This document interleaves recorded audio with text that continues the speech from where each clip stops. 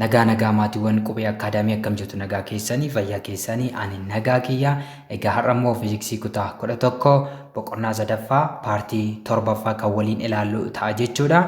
Egaa kutaa har'a keessatti kan ilaallu 3.5 uniform circular motion sochii daandii marfataa wal fakkaataa. Egaa uniform circular motion kan jennu kun maal akka ta'e bal'inaan ilaalla jechuudha. Egaa kutaa har'aa keessatti yookiin immoo qabiyyee uniform circular motion jedhu keessatti har'aaf kan ilaallu waa'ee angular and tangential displacement. Qaxxaamura kofaa akkasumas immoo qaxxaamura tangential yookiin immoo daandii sirrii kan ilaallu ta'a jechuudha. Hariiroo isaan waliin qabaatan illee angular velocity and tangential velocity. Ariitii kofaa akkasumas immoo ariitii daandii sirrii irraa maal akka fakkaatu ni ilaalla jechuudha. Centripetal acceleration guula gara gidduu kan jennu kun illee maal akka ta'e kutaa har'aa keessatti ilaalladha jechuudha. Centripetal force humna gara gidduu kan jennu kun yoo maal akka ta'e kutaa har'aa keessatti ilaalla jechuudha. Akkasumas examples and exercise fakkeenyotaa fi galgaalota qabiyyeewwan kanneen wal qabatanii kan bal'inaan kan ilaallu ta'a jechuudha. Kanaafuu isinis chaanalichaaf keessumaa taanaan subscribe gochuudhaan maatii ta'a. Maatii yoo taatan immoo viidiyoowwan like share gochuudhaan hiriyoota keessanii fi barattoota Oromiyaa guutuu bira akka dhaqqabuuf gahee keessan baadhaa isiniin jecha kallattumaan qabiyyee keenya kan eegallu ta'a jechuudha. Garuu qabiyyee keenya eegaluudhaan dura kaayyoon yookiin immoo viidiyoo kana erga hordoftaniin booda maal hubachuu keessan mirkaneeffachuu qabdu jechuudha. The objectives of the lesson are after this lesson, you should be able to define uniform circular motion and its key characteristics. Egaa xumura viidiyoo kana irratti isin waa'ee uniform circular motion sochii daandii marfataa wal fakkaataa kan jennu kana hiikasaa akkasumas immoo amaloota ijoosaa sirriitti ibsuudhaa danda'uu qabdu jechuudha. And also define angular and tangential displacement and describe their relationship. Angular displacement akkasumas tangential displacement ibsuudhaa qabdu jechuudha. Akkasumas immoo hariiroo isaan lamaan waliin qaban. What is the relationship between angular and tangential displacement? And also you should be able to differentiate between angular velocity and tangential velocity, explaining their application. Garaagarummaa ariitii kofaa akkasumas immoo ariitii linear yookiin immoo daandii sirrii irraa hojiirra oolmaa isaanii yookiin immoo hariiroo isaanii illee adda baasuudhaa qabdu jechuudha. And also you should be able to explain centripetal acceleration and centripetal force in uniform circular motion. Sochii daandii marfataa wal fakkaataa yookiin immoo sochii ariitii dhaabbataa daandii marfataa kana keessatti guula gara gidduu akkasumas immoo humna gara gidduu jechuun maal jechuu akka ta'e sirriitti adda baastanii ibsuudhaa danda'uu qabdu jechuudha. And also you should drive mathematical expressions for centripetal acceleration and force. Akkasumas immoo expression waan yookiin immoo maloota herreegatiin guulli gara gidduu kun centripetal acceleration kan jennu akkasumas immoo centripetal force kan jennu kun mala herreegatiin akkamitti drive ta'u kan jedhu sana maal gootu jechuudha ofii keessaniif drive gochuudha danda'uu qabdu jechuudha. And also you should solve numerical problems involving angular and tangential quantities, centripetal acceleration and force. Egaa lakkoofsaan shallaggiiwwan quantitiiwwan angular displacement, angular velocity akkasumas immoo tangential isaanii tangential displacement, tangential velocity and also centripetal acceleration and force isaan kanneen furuudhaa danda'uu qabaatu jechuudha. Akkasumas xumura irratti you should apply the concepts of uniform circular motion through practical examples and exercise. Konseptiiwwan uniform circular motion kana fakkeenyota qabatamaa akkasumas immoo exerciseotaan maal goona jechuudha hojiirra oolchuudhaa danda'uu qabdu jechuudha. Viidiyoo kana erga hordoftaniin booda kallattumaan barnoota keenya kan eegallu ta'a jechuudha. 3.5 uniform circular motion sochii ariitii wal fakkaataa jechuudha yookiin immoo sochii saffisa wal fakkaataa daandii marfataa irratti ta'uuti jechuudha. Uniform circular motion kan jennu kana termoota sadiitu jiru. Uniform dhaabbataa akka jechuudha. Circular daandii marfataa yookiin immoo geengawaa motioniin kun sochiidha. Uniform circular motion is a special type of curvilinear motion in which an object travels in a circle with constant speed but its direction of motion continuously changes. Sochii dhaabbataa daandii marfataa kan jennu kun gosoota sochii daandii marfataa irratti taasifamanii keessaa isa tokko ta'eet kan wantoon maalirra socho'a? Geengorra socho'a yookiin immoo daandii geengawaarra socho'a jechuudha. Garuu daandii geengawaa kanarra yommuu socho'u kun geengoodha osoo jennee reediyeesii osoo qabaateeti wantoon tokko iddoo kana osoo jiraateeti kun objektii keenya osoo ta'eeti objektiin kun speediin isaa yeroo hunda konstaantidha. Speediin konstaantidha yommuu jennu tangential speediin isaa yeroo hunda konstaantidha. Garuu kallattiin sochii kanaa yerootti gara yerootti jijjiiramaa deemaa jira. Akkuma argitan fakkeenyaaf wantoon daandii marfataa kanarra osoo jiraateeti wanti tokko yookiin konkolaataa ta'uu danda'a. Wanti iddoo kana osoo jiraateeti sochii isaa yeroo hunda bifa kanaan socho'u ta'e ariitiin isaa dhaabbataadha. Yuunifoormii jenneerra. Yuunifoormii jennee ariitiin yeroo jedhu hammi ariitii jechuudha. Hammi ariitii. Kallattiin sochii kanaa garuu itti fufiinsa jijjiirama. Maaliif geengoon kun kallattiin isaa yerootti gara yerootti jijjiiramaa deeme waan ta'eef jechuudha. Kanaafuu uniform circular motion kan jennuun sochii gosa akkasiiti jechuudha. Examples of uniform circular motion egaa fakkeenyonni uniform circular motion maal ta'uu danda'u jechuudha. A mass attached to the end of a string and moves in a horizontal circle. Egaa hanga funyoo wayiitti hidhamee bifa kanaan maasiin keenya sun kana yoo ta'e sochii isa bifa kanaan yoo gaggeesse daandii kanarra yoo gaggeesse fakkeenya uniform circular motion ta'uu danda'a jechuudha. The second minute and hour hands of a watch. Egaa sa'aatii keenya manarratti kaa'amuu ni beektu jechuudha. So fiixeewwan sakandii agarsiistuu ta'uu danda'a, daqiiqaa agarsiistuu, sa'aatii agarsiistuu kun sochii maalii gaggeessu jechuudha? Uniform circular motion kan gaggeessu jechuudha. Egaa sa'aatiin fiixeewwan sadii akka qabu ni beektu jechuudha. Kan sakandii ni jira, kan daqiiqaa ni jira, kan sa'aatii ni jira jechuudha. So fiixeewwan isaanii tokko isaanii osoo fudhanneeti sochii akkamii gaggeessu? Sochii uniform circular motion kan gaggeessuu danda'u jechuudha. The motion of a turntable. Sochii teessoo naanna'u tokko fudhachuu dandeenya. Tuqaan ta'e yookiin immoo wanta wayii irra keenye turntable kan yookiin immoo teessoo ofirra naanna'u kana yoo fudhattan sochii uniform circular motion kan gaggeessuu danda'a jechuudha. Any point on propeller spinning at a constant rate. Bilaambillee adda addaarra tuqaaleen jiran kamiyyuu bilaambillee ariitii wal fakkaatee naanna'an jechuudha. Egaa inni kun qorrisiistuu manaa yookiin immoo ventileetara kan jennuun sana ta'uu danda'a. Bilaamballeewwan dooniiwwan garaagaraa bishaan keessatti dooniin sun akka ol baatamuuf naanna'an ta'uu danda'u. Bilaamballee xiyyaaraa ta'uu danda'a. Tuqaan bilaamballee yookiin immoo proppellarii kanarra jiran hundi isaaniiyyuu constant rateetiin naanna'u yoo ta'e sochiin isaan gaggeessan uniform circular motion ta'a jechuudha. Okay. What are angular and tangential displacement? Egaa angular displacement fi tangential displacement kan jennu kun maal isaan? Qaxxaamura qofa akkasumas immoo qaxxaamura daandii sirrii jechuudha yookiin immoo tangential kan jennu kun daandii sirrii yookiin immoo tangentii daandii sanaa kan ta'edha jechuudha. While moving in circular path, the angle made by the radius r of the circle is known as angular displacement and denoted by theta. Egaa yommuu daandii marfataa tokkorra naannofnu bifa kanaan jechuudha. Daandii marfataa tokkorra bifa kanaan yommuu naannofnu daandiin sun yookiin immoo wantoon kan irra socho'aa jiru suni yoo fakkeenyaaf iddoo kana yoo ka'e nu immoo sarkilii yoo qabanne fakkeenyaaf sarkiliin sun bifa kanaan jirti wantoon keenya iddoo kana ture haa jennu jechuudha. Wantoon kun iddoo kanaa ka'ee dhufee iddoo kana ga'uudhaaf raadiyeesiin geengoo kanaa jira theta kana deemaa jechuudha. So angular displacement kan jennuun isa kana yookiin immoo theta iddoo kana jirudha jechuudha. Angular displacement kan jennuun. It is a vector quantity hence have a direction. Angular velocity angular displacement kan jennuun kuni kalqabeedha jechuudha. Kalqabeedha. Sababni isaas maaliin waan ibsamuuf kallattiidhaan waan ibsuuf kallattii ni qaba jechuudha. So iddoo itti socho'u isan irraa kallattiin isaa yookiin clockwise ta'a yookiin immoo counter clockwise ta'a yookiin immoo kofa waan ta'eef kofni mataan isaa directionidha waan ta'eef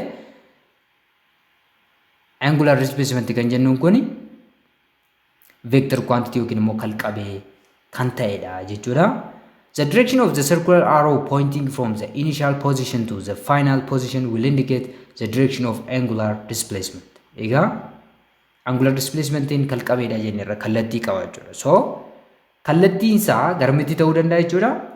Initial position jalqaba irratti akkuma dubbanne initial position keenya iddoo kana yoo ta'e final position keenya immoo iddoo kana yoo ta'e kallattiin kofa kana akkam ta'a jechuudha counter clockwise yookiin immoo kallattii kanarra ta'a jechuudha. Counter clockwise ta'uu isaa nutti agarsiisa jechuudha.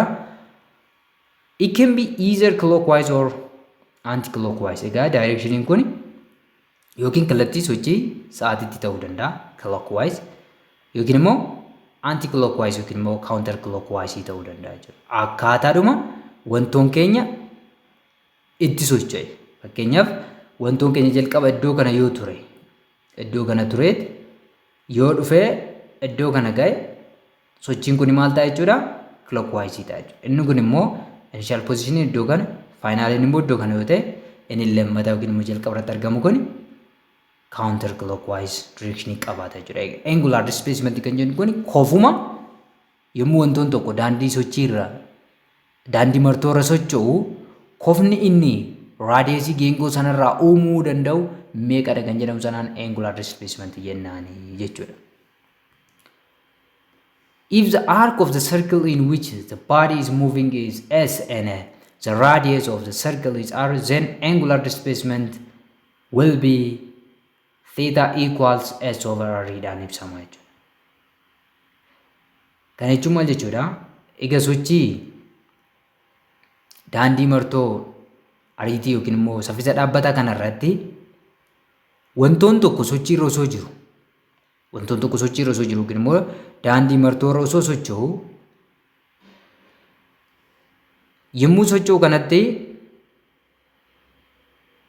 daandiin irra socho'u sun raadiyeesii qabaata jechuudha.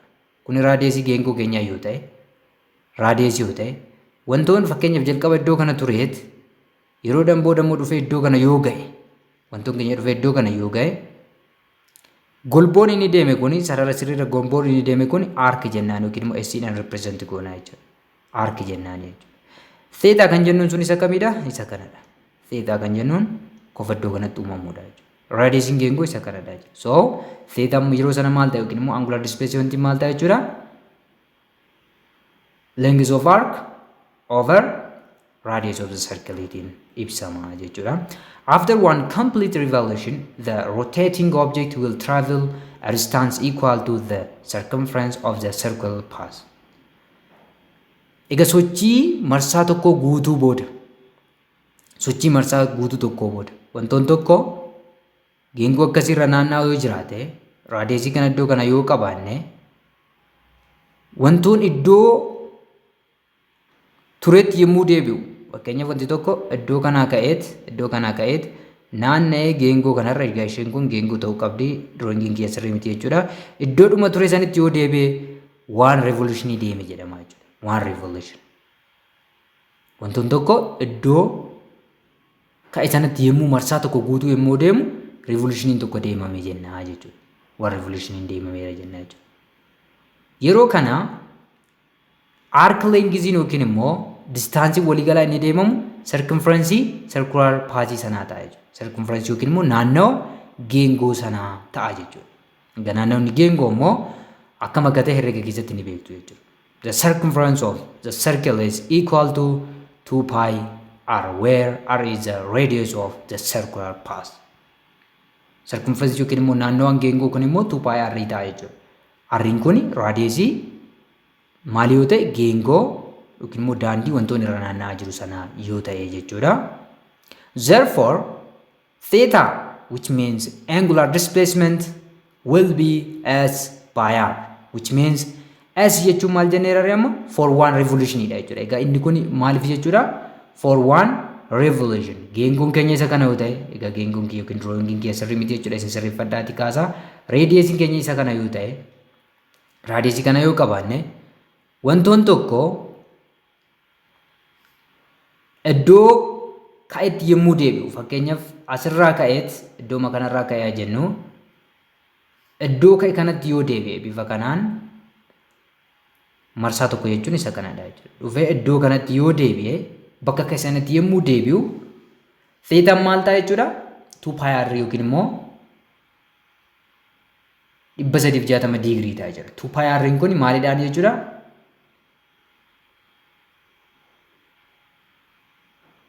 Yuunitii nuu kennamsanii 2 pi r kan jennuun arka leengizii keenya jechuudha. Arka leengizii keenya. Egaa theta s over r jenne s kan jenneen 2 pi r dha. Arka leengiziin keenya jechuudha. Arka leengiziin 2 pi r yookiin immoo naannawni geengoo kanaa maal ta'a? 2 pi r ta'a jechuudha. 2 pi r jechuun s dha. S over r immoo theta nu kenna. So r'n anasitti maal ta'uu dandeessi? Simplify ta'uu dandeessi jechuudha. Kan nu hafu 2 pi raadiyaan yookiin immoo digriitiin meeqa ta'a jechuudha? 360 digirii ta'a jechuudha. 360 degree dha. Naannoo waan tokko yookiin immoo revolutionii guutuun tokko jechuudha. Thus, one revolution equals 2 pi rads or 360 degrees. Egaa revolutionii tokko yookiin immoo naannoo waan tokko raadiyaanidhaan 2 pi ta'a. Kofaan immoo yookiin immoo digriitiin immoo 360 degree ta'a jechuudha. The unit of angular displacement in the SI unit system is radian. Egaa unitiin waaltawaan angular displacement yookiin immoo qaxxaamura kofaa kun radianidha jechuudha. Since angular displacement is the ratio of these two quantities, hence it is dimensionless. Egaa isaan kun lachuu unitii wal fakkaataatiin safaramu jechuudha. Fakkeenyaaf isa unitii keessatti arc lengthiinis meetira yookiin seentimeetira meetira yoo ta'an dimensionii hin qabanii jechuudha. Kanaafuu yookiin digriitiin yookiin raadiyaanitiin kan ibsamanidha jechuudha. On the other hand, tangential displacement or S or arc length kan jennuun kun is the distance covered by the rotating object along the curved path or circumference of a circle. Egaa arc length yookiin immoo tangential displacement kan jennuun kun immoo fageenya waliigala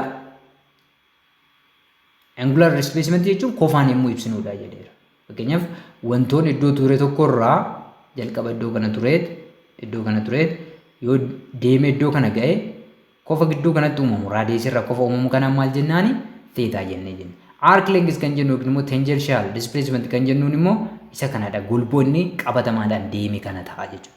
Yoo waan revolution deeme circumference of a circle ta'a jechuudha. Okay. And then what are angular velocity and tangential velocity? Amma immoo angular velocity yookiin immoo ariitii kofaa fi ariitii linear yookiin immoo tangential kan jennuun kun maal isaanii kan jedhu ibsina jechuudha waa'ee circular motion keessatti jechuudha. Angular velocity measures the rate at which angular displacement changes. Egaa angular velocity kun reetii jijjiirama qaxxaamura kofaati jechuudha. Reetii jijjiirama qaxxaamura kofaati. Sakandii tokko keessatti qaxxaamura kofaa hammamiitu deemame kan jedhamu termiin ibsu angular velocity jedhama jechuudha. Angular velocity is denoted by Greek letter omega. Egaa lower case omega tiin bakka buusna jechuudha. Angular velocity. And its standard unit or SI unit is radians per second. Unitiin waaltawaan angular velocity kun immoo rad per second yookiin immoo radians per secondiitiin ibsama jechuudha. Kanaafuu angular velocity maal jenneerare? The rate of change of angular displacement jenneera jechuudha. So omega will be change of theta over change of t. Angular velocity divided by angular velocity divided by the given time. Yeroo keessatti jijjiirameen bifa kanaan kan ibsinudha jechuudha. Egaa unitii kana sirriitti qabachuudha qabdu jechuudha kan silaa sanatti aansitanii. Angular velocity is a vector quantity. Angular velocitynis maalidha jechuudha? Vector quantity egaa kallattiidhaan ibsama waan ta'eef jechuudha. The direction of angular velocity is determined by right hand rule. Egaa kallattiin angular velocity keenya seera harka mirgaatiin barbaadama jechuudha. Seera harka mirgaatiin barbaadama. According to right hand rule, if you hold the axis with your right hand and rotate the fingers in the direction of motion of the rotating body, then thumb will point the direction of angular velocity. Egaa yoo aaksisii fakkeenyaaf wantoon tokko bifa kanaan naanna'aa jira yoo ta'e, bifa kanaan naanna'aa jira yoo ta'e, aaksisii wantoon sun irra naanna'aa jiru osoo isa kana ta'eeti, aaksisii sana qabachuudhaan sambii keessan gara aaksisii sanatti qajeelchitu jechuudha. Gara aaksisii sanatti sambii sana bifa kanaan qajeelchitu. Quboota keessan afran immoo kallattii sochii wantoo sanaatti. Bifa kanaan wantoon kun bifa kanaan naanna'aa jira yoo ta'e, kallattii wanta sanaatti quba keessan bifa kanaan marsitu. Sanaan booda sambiin keessan maal agarsiisa? The direction of angular velocity. Kallattii ariitii kofaa keessanii sambii keessantu agarsiisa jechuudha. Sambiin kun aaksisii keessanii jechuudha. Axis of rotation keessan yoo isa kana ta'e, wantoon keessan kan itti naanna'aa jiru sun immoo tuqaan suni axis jettuun isa osoo harkaan qabachuu dandeessanii quboota keessan afran immoo kallattii sochiitti yoo qajeelchitan sambiin keessan directionii angular velocity isiniif ta'a jechuudha. Sababii kanaatiif angular velocity yookiin immoo ariitiin kofaa kal qabee ta'uu nutti agarsiisa jechuudha. A tangent is a line that touches a curve at a single point. Tangent jechuun herrega keessatti sirriitti barattaniitu jedhee yaada. Karvii tokko yookiin immoo geengoo tokko tuqaa tokko qofa irratti sararri tuqu taanjentii jedhama jechuudha. Taanjentii jedhama. Fakkeenyaaf geengoon kun jira. Sararri VT jennee bakka buusne kun maal akka ta'e ni ilaalla. Taanjentii geengoo kanaati. Maaliif iddoo kana qofatti geengoo kana tuqa waan ta'eef jechuudha. As the name suggests, tangential velocity describes the motion of an object along the edge of the circle whose direction at any given point on the circle is always along the tangent to that point. Egaa tangential velocity kan jennuun kuni velocity wantoon daandii marfataa irratti yookiin immoo daandii geengawaa kana irratti tuqaa kamirrattu tanjentii tuqaa sana irratti qabaatudha jechuudha. Tanjentii tuqaa sana jechuun tuqaa sana al tokko qofa tuqa waan ta'eef jechuudha. Yeroo hundadha jechuudha kun. Kanaaf tangential velocity jennaan yookiin immoo velocity linearity yookiin immoo velocity daandii sirriitiin ibsuu dandeenyuti jechuudha. Garuu tuqaa hundarratti tanjentii geengoo sana yookiin immoo daandii sana kan ta'udha jechuudha. It is the linear component of angular velocity at any point along the circular path. Egaa tangential velocity akkuma isiniin jedhe linear component siiqqee yookiin immoo componentii daandii sirrii angular velocity tuqaa kamirrattuu nuuf kennamuuti jechuudha. At any point on the circular path daandii marfataa kanarratti tuqaa barbaade irratti linear componentiin angular velocity yookiin immoo wantoon daandii sochii marfataa irra socho'aa jiru tokko qabaachuu danda'u tangential velocity jennaan jechuudha. VTtiin bakka buusna jechuudha. Akkuma bifa kanaan radius qabna. Omeegaan immoo angular velocity kan jenneen sana bakka nu bu'a jechuudha. Tangential velocity is equal to the tangential distance divided by time. Egaa kana dura akkuma baratan velocity'n tangential displacement yookiin immoo distance yeroo deemame tokko keessatti nu kennameetiin kan argannudha jechuudha. VT equals S divided by time taken. After one complete rotation, egaa waa'ee daandii circular yommuu dubbannu complete rotation yookiin immoo daandii sochii daandii guutuu fakkeenyaaf wantoon tokko iddoo kana yoo tureet iddoodhuma ka'e sanitti yommuu deebi'udha jechuudha. Complete rotation kan jennuun iddoo kanatti yommuu deebi'udha jechuudha. Yeroo kana the tangential displacement is equal to circumference. Akkuma sila dubbane tangential displacementiin naannawa geengoo sanaatiin wal qixa ta'a jechuudha. Kun radius keenya yoo ta'e.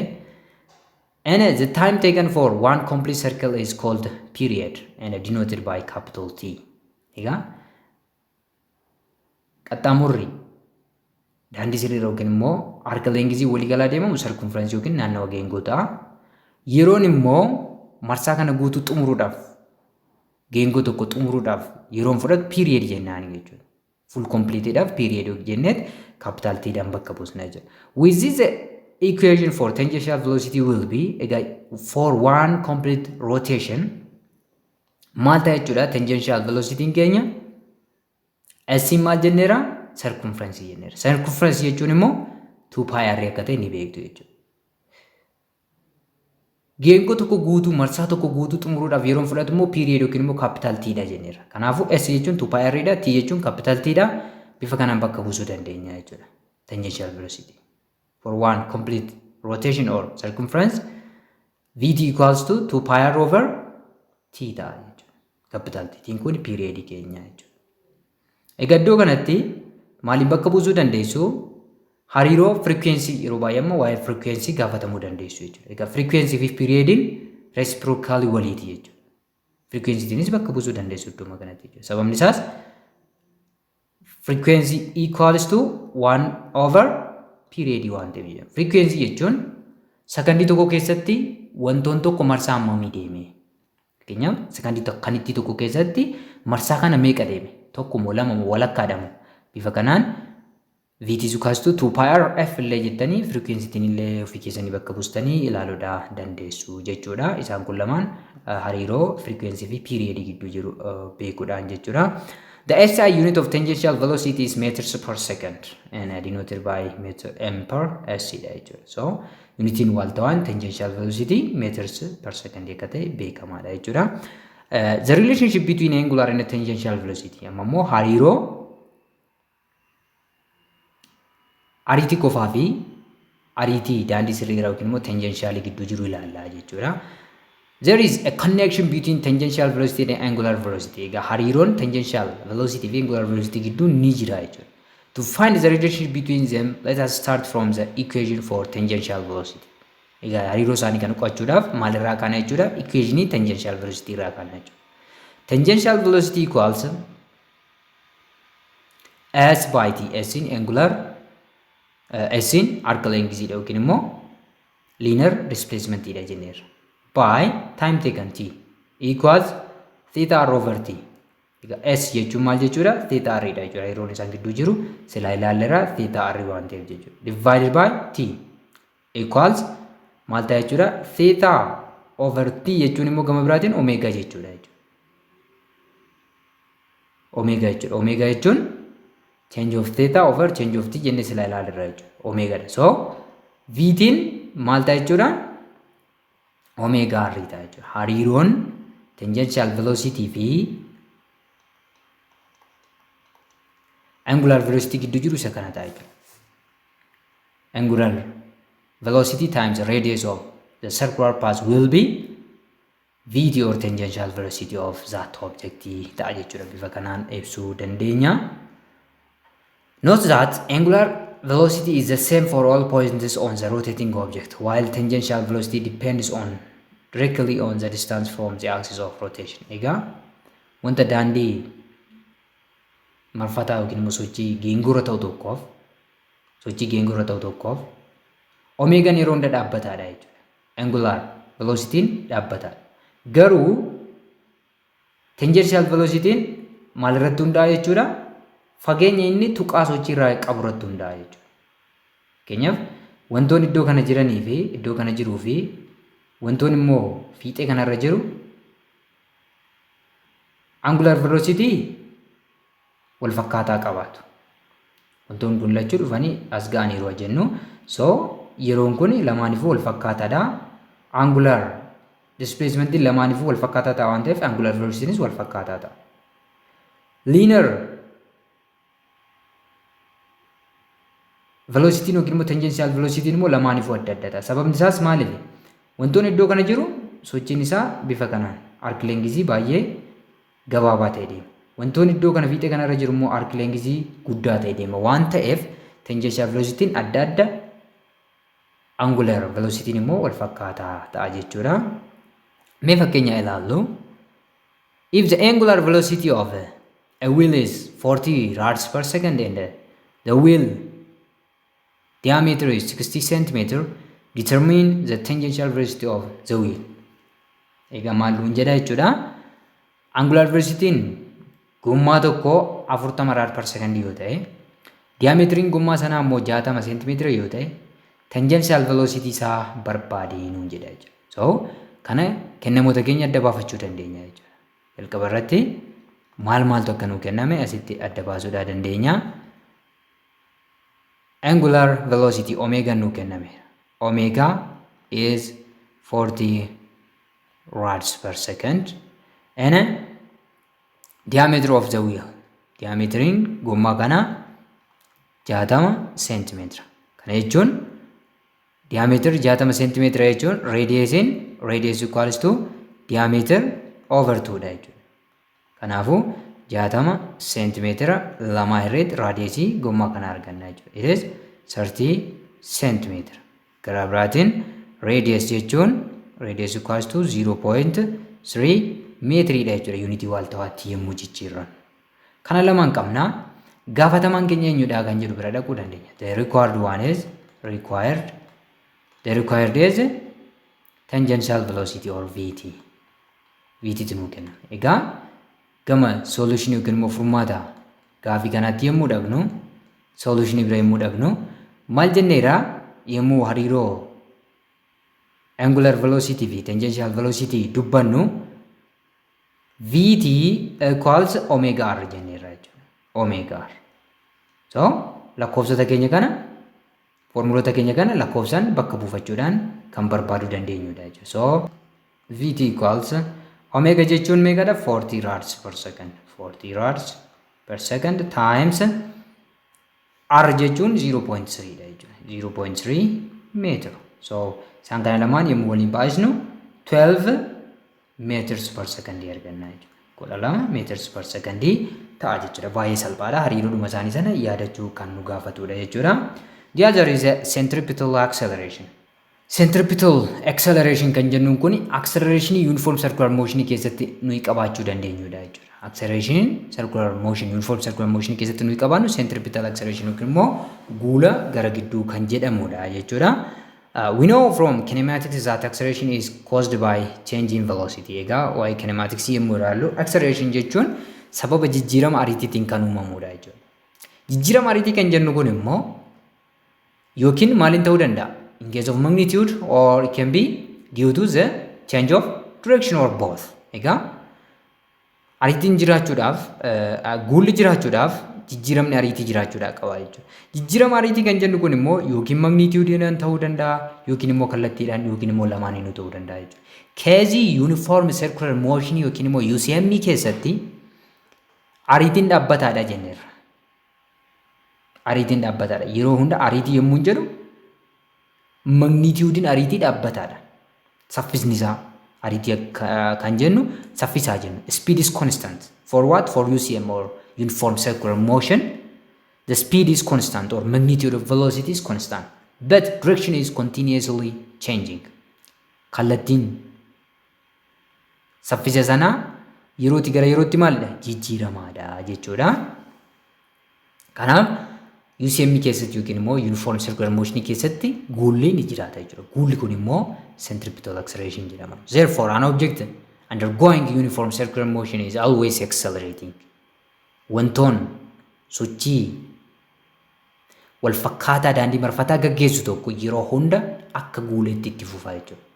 Because it always changes its direction of motion. Sababni isaas itti fufiinsaan kallattii sochii isaa wantoon suni jijjiiraa waan deemuuf jechuudha. We call the acceleration of an object moving in uniform circular motion the centripetal acceleration and denoted by A sub C. Acceleration yookiin immoo guula wantoota sochii wal fakkaataa daandii marfataa yookiin immoo daandii geengawaa gaggeessu tokkootiin guula gara gidduu yookiin immoo centripetal acceleration jennaanii A sub C kanaan bakka buusna jechuudha. Bifa kanaan. Guulli kun yeroo hunda gara centerii yookiin immoo aksisii sochii sanaatti kan ta'uudha jechuudha. Centripetal means center seeking or towards the center. Egaa centripetal termiin jedhu kun maal ibsa jechuudha?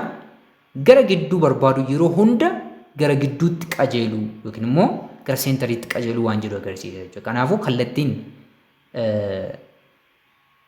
centripetal acceleration yeroo hunda gara gidduutti jechuudha. Wantoonni dhufee iddoo kana ga'es kallattiin guula keenyaa garuma maalitti ta'a? Garuma gidduutti ta'a jechuudha. Objektiin keenya dhufee iddoo kana soo ga'e centripetal acceleration keenya garuma gidduutti ta'a. Ammas dhufee iddoo kana ga'e wantoonni eesiin keenya yookiin immoo centripetal acceleration keenya garuma gidduu ta'a jechuudha. Sababa kanaaf centripetal acceleration jennaani jechuudha. Centripetal acceleration is in the direction of the change in velocity, which points directly toward the center of the circular path. Egaa centripetal acceleration kun yookiin guulli gara gidduun kun gara kallattii jijjiirama ariitiitti jechuudha. Jijjiiramni ariitii kun immoo yeroo hunda seenterii daandii geengawaa sanaatti kan qajeeludha jechuudha. Seenterii daandii geengawaa sanaatti qajeela jechuudha. Because it is directed towards the center of a curved path along the radius, it is called radial acceleration. Akkasuma centripetal acceleration kun yeroo hunda gara seenterii geengoo sanaatti yookiin immoo gara raadiyeesii sanaatti waan qajeeluuf centripetal acceleration yeroo tokko tokko maal jedhama jechuudha? Radial acceleration yeroo jedhamu jira jechuudha. Kanaafuu radial acceleration kitaaba tokko tokko irratti akkasitti argachuu dandeessu. Kitaabolee tokko tokkotti immoo centripetal acceleration is the same term. Radial jechuun acceleration gara maalirra jiru jechuudha? Gara raadiyeesii irra jiru jechuudha. Fakkeenyaaf raadiyeesiin tuqaa kanarraa ka'ee as ga'a yoo ta'e iddoo kana ga'a yoo ta'e sababa kanaaf radial acceleration jenna jechuudha. Akkasuma kan isa kanaatis kaasuu ni dandeenya jechuudha. So bifa kanaan maal gochuudha dandeenya jechuudha? Waa'ee centripetal acceleration yookiin immoo radial acceleration kaasuu dandeenya. Wantoonni dhufee osoo iddoo kana ga'eetis centripetal acceleration keenya sararuma kanarra qajeela waan ta'eef radial acceleration illee ni jenna jechuudha. AC yookiin immoo eessa barreedhaan illee bakka buusuu dandeenya jechuudha. Egaa diyaagiraamii kana ilaala. Diyaagiraamii kanarraa akkamitti centripetal accelerationidhaaf drive akka goonu yookiin immoo akkamitti akka isa argachuu dandeenyu kanarraa ilaaluu ni dandeenya jechuudha. From the above diagram, first at point P jechuun kunoo isa kanadha iddoo kana ilaala. Point P kan jennuun point isa kanadha jechuudha. Point sana ilaaltu from point P'n kunoo point kana jedheera. P'n iddoo kanadha. Which velocity with velocity vi initial velocity initial velocity dha jechuudha. Wanti kun eessarraa ka'e jechuudha? Tuqaa kanarraa ka'e. P'n suni iddoo gama ta'u asirra iddoo kana haa ta'u jechuudha. Asirraa ka'e yoo ta'e yookiin asirraa ka'e yoo ta'e egaa daandii geengawaa kana deema. Iddoo kanatti v initial yoo qabaate init t initial taayimii jalqabaa yookiin immoo initial taayimii keenya yoo qabaate yeroo itti fudhate. Then at point q dhufee immoo point q bira yommuu ga'u iddoo kana immoo yommuu ga'u final velocity qabaata jechuudha. Final velocity qabaata kun akkuma asitti argitan egaa initial velocity kan jenneen xiyyeessa kanadha jechuudha. Kun mul'ata. Final velocity kan jenneen immoo xiyyeessa kanadha jechuudha. Yeroon beekamaadha. Yeroon q irratti qabaatu immoo final time yookiin immoo tf dha jechuudha. Where the magnitude of initial velocity and the final velocity are equal, lamaan isaanii magnitude isaanii wal qixa yoo ta'an, that is they differ only in direction. Egaa sochii UCM keessatti velocitiin kallattii malee hammi isaa dhaabbataadha jenneera jechuudha. So v initial magnitude of vi equals vf equal to v jechuu ni dandeenya jechuudha. Vi initial velocity vf'n wal qixa waan ta'eef magnitude isaa v'tiin bakka buusuu dandeenya. Magnitude kallattiin ni jijjiirama waan ta'eef jechuudha. Kallattii fayyadamuu dandeenya. So maal jechuu dandeenya jechuudha? Vi iddoo kanatti osoo mul'achuu baate vi is equals to vf magnitude dha jechuudha. Equals to v jennee bakka buusuu ni dandeenya jechuudha bifa kanaan. In order to calculate the acceleration, we start with the definition of average acceleration. Egaa centripetal acceleration keenya yookiin immoo acceleration keenya calculate gochuudhaaf definition average acceleration beekuudha qabna jechuudha. We know that average acceleration equals to change in v by change in t, which means final velocity minus initial velocity over final time minus initial time ta'a jechuudha. Bifa kanaan arganna jechuudha. Where change of v can be obtained graphically by the property of parallel shifting of vectors without affecting the direction and the magnitude, so that we can make a parallel shifting of the tail of vf from q to the tail of vi at p. Egaa parallelidhaan shift gochuudhaan vektaroota kana. Egaa vi'n iddoo kam jirti? Vi'n kunoo asumarraa akkuma ilaaltan vi'n iddoo kana jirti. Vi kan jenneen kunoo iddoo kana jirti. Vf kan jenneen immoo iddoo kana jirti jechuudha. So osoo hammaa fi kallattii isaanii jijjiirin vi fi vf kana maal gochuu dandeenya? Shift gochuu dandeenya jechuudha. VF finneet kun bifa kanaan iddoo kanatti kaafne jechuudha. VI jechuu kiyya jalqaba irratti initial velocity keenya bifa kanaan kaafachuu dandeenya. Final velocity keenya immoo bifa kanaan kaafachuu dandeenya jechuudha. Yeroo sana change in V kan jenne sun change in V kan jenne change of V kan jenne sun maal ta'a jechuudha? V final minus V initial ta'a jechuudha. Egaa mara veektoroota walitti hidhuu graafikaalii san fayyadamtanii kaasuu dandeessu jechuudha. Dirqama akkanatti kaa'uu dhiisuu dandeenya. Fakkeenyaaf VI'n karanatti qajeela jira yoo ta'e, egaa VF minus VI jechuun VF plus negative of VI dha jechuudha. VI'n garamitti qajeela? Jalqaba eenyu fudhanna? VF fudhanna. Jalqaba iddoo kanatti VF fudhannu. VF akkuma jirutti fudhanna jechuudha. VF'n garamitti qajeela jira? Kun bifa kanaan garanatti qajeelee jira. VF fudhannu jalqaba irratti. Inni kun VF ta'u. Egaa kaameraan dubbachaa jira. VF mee kaafadhu jalqaba jechuudha. VF bifa kanaan kaafadhe kun VF. Minus VI jechuun egaa isa kana jechuun maal jechuudha gama biraatiin? VF plus negative of VI. Negative of VI jechuun hammi isaa osoo hin jijjiiramin kallattiin jijjiira jechuudha. Kallattiin VI asii olee ture miti asii gadee ta'a jechuudha. Fideetan mataa VF irra negative VI hin kaa'e jechuudha. Negative VI yommuu kaa'u maal taate isheen kun faallaa kanaa taati jechuudha. Bifa kanaan waan akkanaa ta'a. Inni kun maal ta'a? VI ta'a jechuudha. Then change of V maal ta'a yeroo kan isa kana ta'a jechuudha. From the tail of the first vector VF first vector kan jenne kan itti idaan yookiin irraa hidhisnu isa jalqabaa sanarraa gara final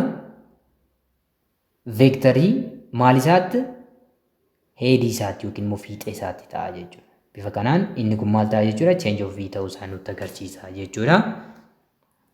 The triangle OPQ in the following figure B. Egaa OPQ kan jenne figure B kanarratti figure B kan jenne kun isa kanadha. OPQ iddoon kun O dha, iddoon kun P dha, iddoon kun Q dha jechuudha. Egaa triangle ta'a jechuudha kun herrega keessa nu galcha jechuudha. Is similar to triangle ABC. Triangle ABC kan jennuun immoo isa kana A haa jennu iddoo kana A, isa kanaan B haa jennu, isa kanaan C haa jennu. Triangle ABC fi triangle OPQ kun similaridha. Which has sides change of V. Isa kamtu sides change of V qaba jechuudha. Change of V kan qabu isa ABC kana jechuudha. Inni jalqaba immoo sides change of X yookiin immoo change of R waan qaba jechuudha iddoo kanatti. Then the pair of corresponding sides are proportional. Egaa akka herreegatti triangle kun lamaan similar yoo ta'an yookiin immoo wal fakkaatoo ta'an sararoonni walitti galoon hundi isaanii maalidha? Proportionalidha jechuudha. Kana jechuun change of V over change of X equals to R over V ta'a jechuudha. R over V ta'a jechuudha. Isa ibsinaa jechuudha kanatti aansine. Kana jechuun OP jechuun R'dha jechuudha kun sarara isa kana. OP jechuun isa kanadha. OP kun sarara isa kana OP kan jennuun. OP over OP eenyudha kun isa kanan jedheera. Over AB. AB jechuun immoo kun isa kana. Asii gadee kan qajeelu kana jechuudha. AB jechuun immoo sarara isa kana sarara drawing keessa sirrii miti. AB isa kanadha jechuudha. Over equals to equals PQ. PQ immoo isa dalgaa kana. PQ over AC yookiin immoo BC asirratti yeroo moggaasnu wal jala dabarsine jechuudha. Egaa isa kanaan maal jechuu dandeenya? Yommuu moggaasnu akka wal nuuf fakkaatuuf maal gochuu dandeenya jechuudha? BC jedhe waan ta'eef BC asirraa kaanu A haa jennu isa kanaan B haa jennu, isa kanaan C haa jennu jechuudha. Kanaafuu BC'n suni sarara diimaatiin bakka bu'ee kana ta'a jechuudha. Isaan kun immoo maal bakka bu'u? Sila akkuma laalle PQ jechuun yookiin immoo OP jechuun OP on P kan jennuun on iddoo kana OP'n isa kanadha. OP'n keezii keenya irratti maal bakka bu'a jechuudha? R bakka bu'a jechuudha. R bakka bu'a. Nuyi dursini kan maalii barreeffachuu dandeenya jechuudha? Kan triangle lammaffaa barreeffachuu dandeenya yookiin immoo raadiyees irra sookaatan izoo kee rakkoon qabu ni dhufa jechuudha. So kana jijjiirtaniit change of V over V. Egaa V jechuun AB yookiin immoo AC dha. OP'n immoo arriidha jechuudha. As finne gama kanatti ceesifne jechuudha. Gama kanatti ceesifne. So change of v over v equals change of x over r. Kana jechuun sarara isa kana. Sararri kun lamaan egaa walitti galuudha jenneera. Sararri inni kuni kun sararri inni kuni change of x kan jennu kun yookiin immoo change of r jechuu dandeenya. Arriidha. Isheen gidduu kun change of r taati jechuudha. Change of x over r kuno change of x yookiin immoo change of r over r equals change of v eenyudha isa kanadha over v ta'a. V keenya immoo kan lamaan keessaa kan barbaanne ab ta'uu danda'a ac ta'uu danda'a rakkoon qabu jechuudha. Lamaan isaanii wal fakkaataa waan ta'eef jechuudha. Which we can obtain the expression for change of v. Egaa change of v dhaaf expression baafachuu dandeenya jechuudha. Hariiroo sanarra maal jennee turre change of v over v isa kana jennee waan turre jechuudha. Change of v over v equals to change of r yookiin immoo change of x rakkoon qabu over r waan ta'eef kana qaxxaamura yommuu baasnu maal arganna jechuudha. Change of v equals to v over r kana gamatti ceesisna jechuudha. Times change of x ta'a jechuudha. Isa kanan bakka buusuu dandeenya. Substituting this value in the equation for average acceleration we get. Egaa average acceleration kan jenne immoo maal jennee turre acceleration equals to change of v over change of t jenneera jechuudha. So change of v jechuun immoo v change of x over r jenneera jechuudha. V change of x over r over change of t jirtu waan ta'eef acceleration keenya isa kana ta'a jechuudha. Acceleration keenya isa kana ta'a jechuudha. Then gama biraatiin immoo idduma kanatti change of x yookiin immoo change of r fi change of x jechuun tokkuma jechuudha. Over change of t jechuun immoo ammas v ta'a jechuudha. Kana lama walitti fidachuudhaan but change of x over change of t is equals to v akka ta'e beekamaadha jechuudha. So the average acceleration becomes v square over r ta'a jechuudha. Isa kanarraa kan arganna the instant acceleration in the direction change of v which is directed towards the center. Egaa inni kun instant acceleration karaa kallattii change of v tti maal ta'uudha jechuudha. Qajeeluudha jechuudha. Kanaafuu xumura irratti centripetal acceleration yookiin immoo az kan jennu suni maal ta'a jechuudha. Az will be v square over r bifa kanaan drive kan ta'uudha jechuudha. Thus the equation for centripetal acceleration becomes s c equals v square over r bifa kanaan kan dhufuudha jechuudha. Deebitanii yoo shaakaltan salphaatti isinii gala jechuudha. Hariiroo dhuma rog-sadee kana lamaanii baafachuudhaan jechuudha. Hariiroo isaanii garuu rog-sadoonni kun lamaan similar yoo ta'an rogoonni walitti galuun proportionally ta'a jechuudha. Proportionally ta'u jechuudha. Kana jechuun akkuma sila jenne fakkeenya iddoo kana change of x yoo jenne change of x in kuni change of x yookiin immoo pq jechuu dandeenya. Over asii immoo kan fudhachuu dandeessu change of v fudhachuu dandeessu jechuudha. Eenyu change of v fudhachuu dandeessu. Change of v fudhachuu dandeessu jechuudha. Rakkoon qabu over change of v equals jettanii asii immoo r over v jettanii fudhattu jechuudha. Kana kiriksuu yommuu gootan isuma amma dubbanne sana deebitanii argachuudha dandeessu jechuudha. Bifa kanaan itti adeemtu. Since v is equals to omega r. Egaa tangential velocity kan jenneen kun immoo omega r dha. Sila hariiroo maaliif maali yommuu ilaallu dubbanne irraa hariiroo angular velocity fi tangential velocity yommuu dubbannu ilaalle irraa jechuudha. Tangential velocity will be omega r waan ta'eef jechuudha. In terms of angular velocity, the centripetal acceleration will be as equals to omega square r ta'a jechuudha. Omega square r. Egaa innis kunis akkamitti ta'a jechuudha. Iddooma kanatti v kan jedhu kana maaliin bakka buustu omega r tiin bakka buustu jechuudha. Omega r the whole squared over r ta'a jechuudha. Kunis maal ta'a yeroo kana omega squared r squared over r. R tokkoon balleessineet omega r squared omega squared r arganna jechuudha. Centripetal acceleration bifa kanaan the SI unit of centripetal acceleration is meters per second squared. Egaa unitiin waalta'aan centripetal acceleration immoo meters per second squared ta'a jechuudha. Fakkeenya sadi tuqaa tokko duwwaa laalla. An automobile moves with a constant speed of 50.4 km per hour around a circular track that has a diameter of 40 meters. A. What is the angular speed of the automobile? And B. What is the period of the motion? Egaa automobiliin yookiin immoo konkolaataan daandii marfataa tokkorraa speedii 50.4 km/h socho'aa jiru tokko diiyaameetiriin daandii sanaa 40 meetira yoo ta'e angular speed yookiin immoo angular velocity konkolaataa kanaa barbaadi nuun jedha. Baarratti immoo period konkolaataa kanaa barbaadi. Sochiin kun yookiin immoo konkolaataan kun marsaa tokko xumuruudhaaf yeroo hammamii itti fudhata kan jedhu barbaadi nuun jedhee jechuudha. So giivenoota keenya immoo adda baafannu giiven egaa jalqaba irratti kan nu kenname maalidha jechuudha. Konkolaataan daandii marfataa ta'e wayirra deemaa jechuudha. Egaa konkolaataan keenya iddoo ta'e jira jechuudha naannoo kanarra. So speediin konkolaataa kanaa meeqadha jechuudha. Tangential speediin isaa 50 km/h dha jechuudha. So VT meeqa qabna? Asumatti kaa'uu dandeenya. VT meeqa qabna? 50.4 km/h.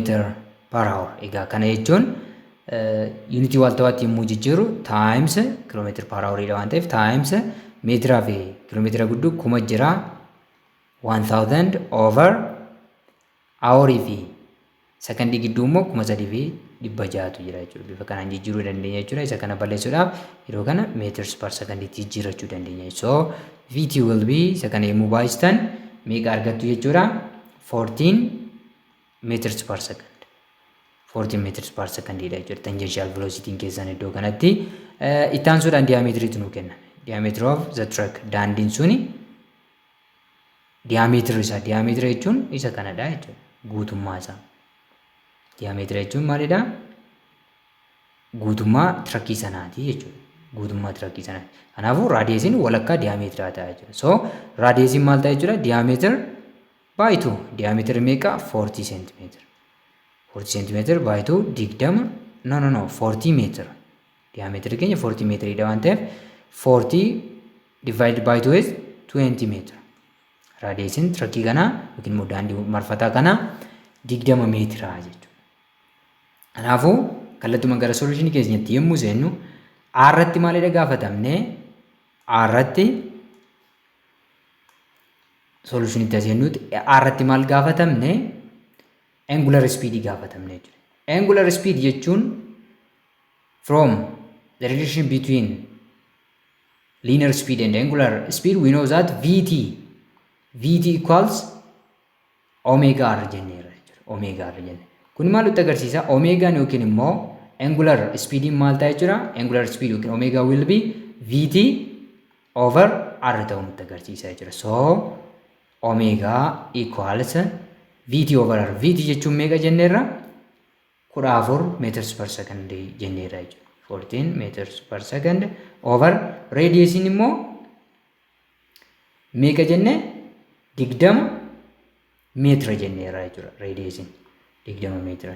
So meetiraan baddii per secondiin yommuu ol baatu maal taatee jechuudha? Rads per secondii ta'aa jechuudha. Egaa kun meetiraan badeet kallattiidha yuunitiin hin dhufu jechuudha isa kana keessatti. So rads per secondii ta'a. 14 20 yommuu hirtan meeqa argattu? 0.7 rads per secondii argattu jechuudha. Angular speediin isa kana ta'a jechuudha. B bira immoo yommuu dhaqxan B maal nu gaafate? Period nu gaafate jechuudha. Period nu gaafate jechuudha. So from the definition of angular velocity we know that omega equals 2 pi jechuun eenyudha? Theta for one to complete one revolution. Revolution tokko xumuruudhaaf nu gaafate over periodiin immoo taayimii geengoo tokko guutuu gaggeessuuf nutti fudhateedha jechuudha. Revolution tokko marsaa guutuu tokko. 2 pi jechuun theta 360 digirii jechuudha. Digiriin kun raadiyaanidha waan ta'eef jechuudha. So isa kana lakkoofsotaan bakka buufachuudha jechuudha. Then t keessan rearrange yommuu gootan t maal ta'a? 2 pi over omega ta'a jechuudha. 2 pi over omega ta'a. Omega qabna 0.7 dha. 2 pi dhaabbataadha beekamaadha. Period keenya barbaadu salphaa ta'a jechuudha. So t will be 2 pi means 2 times 3.14 over omega 0.7 rads per second dha jechuudha. Egaa inni gubbaa raadiidha. So raadiitiin salphisneet periodiin keessan meeqa ta'a jechuudha. Isa kana yommuu shallagdan 8.97 second. 8.97 second. Inni kun periodii konkolaataa kanaa ta'a yookiin immoo marsaa guutuu tokko fakkeenyaaf konkolaataan kun asii ka'e jennee jalqaba yommuu dubbannu iddoo ka'e kana naanna'ee dhufee iddoo ka'e itti deebi'uudhaaf asumatti deebi'uudhaaf yeroon itti fudhatu period kan jenneen kana ta'a jechuudha. 2 pi kan jenne sunis immoo qaxxaamura kofaa marsaa kana guutuu xumuruudhaaf fudhate 2 pi yookiin immoo 360 digriidha kan jennee ta'a jiru. Bifa kanaan periodiin 8.97 yommuu ta'u angular speed yookiin immoo angular velocity keenya immoo 0.7 radians per second ta'a jiru. Bifa kanaan calculate gochuu ni dandeenya jechuudha. Inni itti aanu exercise 3.7 mee exercise 3.7 yaa hojjennu. By how much would the centripetal acceleration change if the speed of a car changes from 30 km per hour to 90 km per hour? Egaa centripetal accelerationin hammamiin dabalaa yoo speediin konkolaataa tokko 30 km per hour gara 90 km per hour itti guddate centripetal accelerationin hammamiin jijjiirama jedhee nu gaafate jechuudha. Inni guddatamu ni xiqqaata. Yoo guddate hammamiin yoo xiqqaate immoo hammamiin kan jedhu sanadha jechuudha. So kana kallattumaan solutionitti yoo seennu solution furmaatatti yommuu deemnu egaa jalqaba irratti wantoonni nuu kennaman maalidha? Ariitiin jalqabaa nuu kennameera. Ariitichi maalni? V1 30 km per hour kilometers per hour. V2 ariitiin lammataa immoo yommuu guddatu 90 kilometers per hour kan jedhamutu nuu kennameera jechuudha. So raadiyeesiin immoo iddoo hundatti dhaabbataadha jechuudha. R1 equals to R2 equals to R dha jechuudha. Maaliif waa immoo sochii waan tokkooti fakkeenyaaf konkolaataan kun sochiin inni daandiin inni naanna'aa jiru isa kana yoo ta'e so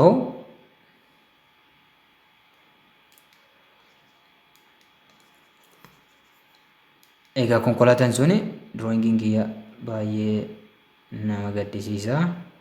Bifa kanaan so raadiyeesiin iddoo hundatti dhaabbataadha jechuudha. So jalqaba ariitiin jalqaba hammamtu nuu kenname? Ariitiin yoo fakkeenyaaf V1 isa kana yoo ta'e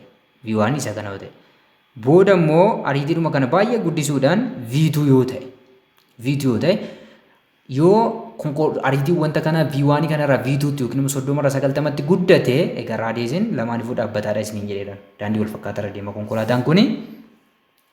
Centripetal acceleration maal ta'a waan jedhu nu gaafate jechuudha. Gara furmaataatti yommuu seennu solution gara furmaataatti yommuu deemnu okay egaa isa kana foormulaatiin barreeffachuu dandeenya jechuudha. Maal jennee barreessuu dandeenya? AC1 equals to lamaan isaaniitu barreessuu dandeenya. AC1 equals to egaa centripetal acceleration isa jalqabaa jechuudha. V1 squared over R dha jechuudha. Akkasuma immoo AC2 maal ta'a? V2 squared over R ta'a jechuudha.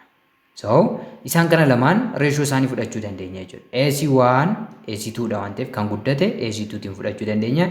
AC2 hiruu AC1 reeshoo isaanii barbaadaa jirra jechuudha waan ta'eef equals to kana foormulaa keenyaan bakka buufan.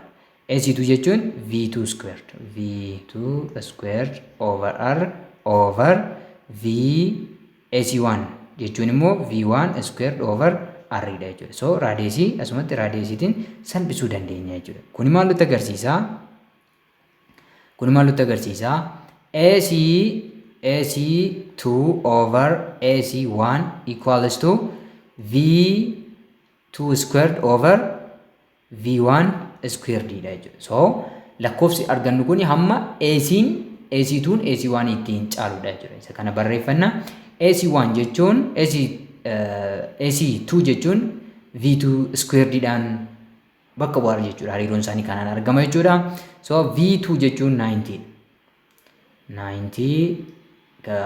unity wal balleessa waan ta'eef dhiisuu dandeenya jechuudha. Iddoo keenya qusachuudhaaf 90 squared over 30 squared unity wal balleessaa deema waan ta'eef jechuudha. So AC2 over AC1 equals to squared yommuu goonu isa kana meeqa arganna jechuudha?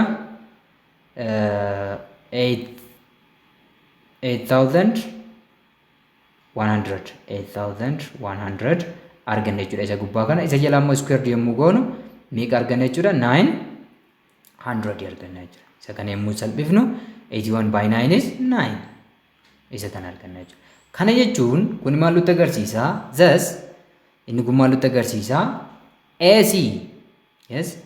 If the speed of this car changes from 30 km per hour to 90 km per hour, the centripetal acceleration increases by factor of 9. AC increases by a factor of 9. Factor of 9. Sagaleen dabala jechuudha. Yoo 30 irraa 90tti speediin konkolaataa kana dabale harka sagaliin maaltu dabala jechuudha? Centripetal acceleration dabala jechuudha. Bifa kanaan furuudhaa dandeessu jechuudha. The other is centripetal force. Centripetal force yookiin immoo humna gara gidduu kan jennu kun immoo maal akka ta'e ilaalla jechuudha gara xumura irratti. The force which causes centripetal acceleration is called the centripetal force. Egaa humni centripetal acceleration dhaaf sababa ta'u yookiin immoo guula gara gidduutiif sababa ta'u kun humna gara gidduu yookiin immoo centripetal force jedhama jechuudha. Without a centripetal force, an object would continue to travel in a straight line and never deviate from its direction. Osoo centripetal force kun jiraachuu baate wanti kamiyyuu maalirra hin naannoo jechuudha? Daandii marfataa kanarra hin naannoo. Daandiidhuma jalqaba qabatee ture sana irratti daandii sirriirra sochii isaa itti fufaa jechuudha. Kanaafuu wantoonni akka daandii marfataa irra socho'an kan taasisu humna gara gidduu yookiin immoo centripetal force kan jennuun kana ta'a jechuudha. Yet with the centripetal force directed towards the center of the circle, the object always changing its direction and undergoing a circular motion. Egaa guulli gara gidduu kunis gara gidduutti akkasuma immoo humni gara gidduu kunis yeroo hunda gara gidduutti ta'ullee wantoonni yeroo hunda maal ta'a? Kallattii isaa jijjiirrachuudhaan circular motion yookiin immoo sochii daandii marfataa kana gaggeessa yookiin immoo sochii daandii geengawaa kana gaggeessa jechuudha. Centripetal force is perpendicular to the tangential velocity vector. Egaa yeroo hunda centripetal force kan jennuun kun tangential velocity dhaaf perpendicular ta'a jechuudha. Kana jechuun maal jechuudha?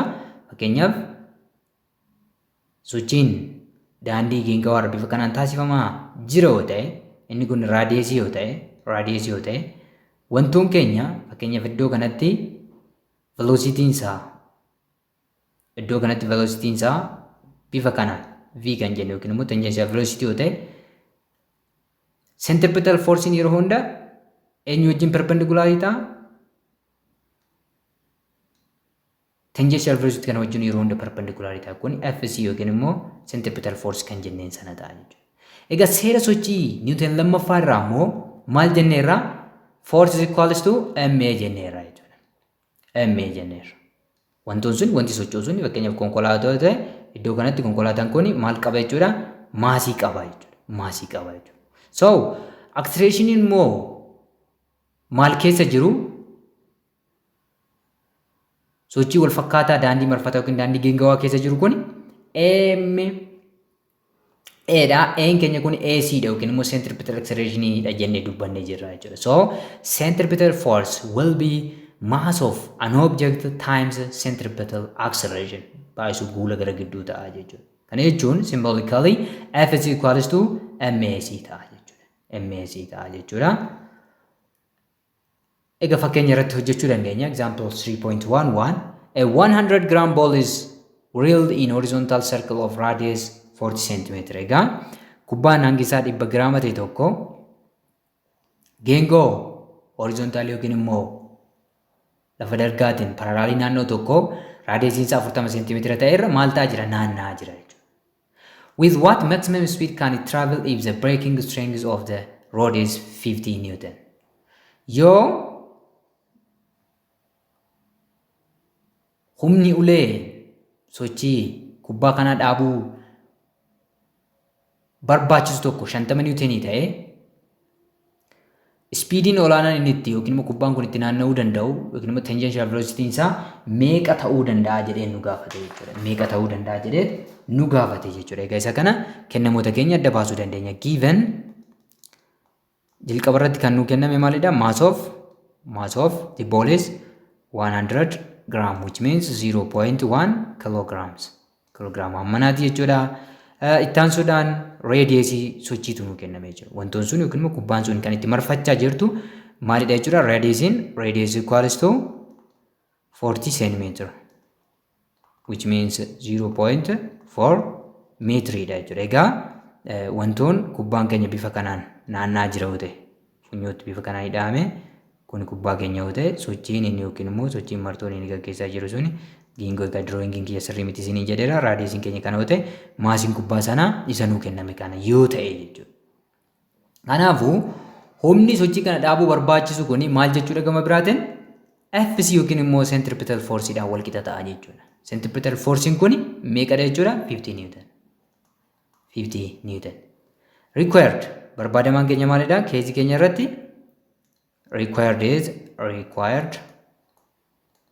the required one is VT tangential speed keenya jechuudha. Maximum speed nuu kenname gaafatamni yookiin immoo akka barbaadamaatti nuu kenname jechuudha kutaa kana keessatti. So solution gara furmaata isaatti yommuu gallu solution egaa from the definition of centripetal force we know that FC equals to FC kan jennuun kun akkamitti argama jechuudha MAC jechuudha. But AC jechuun immoo maal akka ta'e ni beekna jechuudha. Yookiin immoo centripetal acceleration jechuun V square over R akka ta'e ni beekna jechuudha. Isa ilaalleerra. So FC equals M times AC jechuun V square over R. Kanarraa V dhaaf maal gochuu dandeenya jechuudha? Calculate gochuu dandeenya. Isa kanarraa V square is equals to maal ta'a jechuudha? V square FC criss cross yommuu goonu jechuudha. FC yookiin centripetal force times radius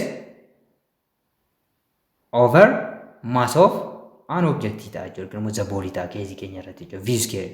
Kun maal nutti agarsiisa? This implies that V equals square root of FC times R over M ta'uu nutti agarsiisa jechuudha. Isaan kana lakkoofsotaan bakka buufachuudha jechuudha. Which implies that V equals square root of FC jechuun 50 Newton. 50 Newton times radius meeqadha? 0.4 meter hiruu meeqati? 0.1 kilogram. Then isaan kana yommuu waliin baay'isnu meeqa arganna jechuudha? 50 baay'isuu 0.4 meeqa ta'a? 50 baay'isuu 0.4 20 ta'a jechuudha. 20 ta'a. 20 hiruu 0.1. So V equals to square root of 20 immoo duwwaa tuqaa tokko yommuu hiruu 200 ta'a jechuudha. 200 meter square per second square ta'a jechuudha. So isa kana yookiin immoo 200 square root keessaa yommuu baasnu naannoo 14 tuqaa 1 meter per second ta'a jechuudha. 14 tuqaa 1 meters per second ta'a jechuudha. Meters per second ta'a. Bifa kanaan argachuudha dandeessu jira. Egaa foormulaadhuma keessan drive gochuu deemudha yookiin immoo waanuma dubbanne yaadachuudha jechuudha. Then sila waa'ee centripetal acceleration dubbanneerra. Centripetal acceleration jechuun maal jenneerra? V square over R dha jechuudha. Akkamitti akka drive ta'u faana ilaalle. FC immoo centripetal acceleration immoo yommuu ilaallu MAC jennee ilaalle jechuudha. Mass times centripetal acceleration dha jechuudha. Isarraa kana bakka buufanne lakkoofsota keessan bakka buuftanii 14 tuqaa 1 nu dhufa jechuudha. Egaa walumaa galatti kutaa irraatiif qabadde kanaan isiniif dhiyaadde kana fakkaata. Kutaa ittaanu keessatti application of uniform circular motion ni ilaalla jechuudha. Hojiirra oolmaa UCM yookiin immoo uniform circular motion kana bal'inaan ilaalla. Amma maatii chaanal subscribe goone taanaan subscribe gochuudhaan maatii taanaan viidiyoo like share gochuun dagatina. Qabiyyee ittaanu kanaan mul arginutti fayyaa nagaa naaf ta'a. Barnoota gaarii.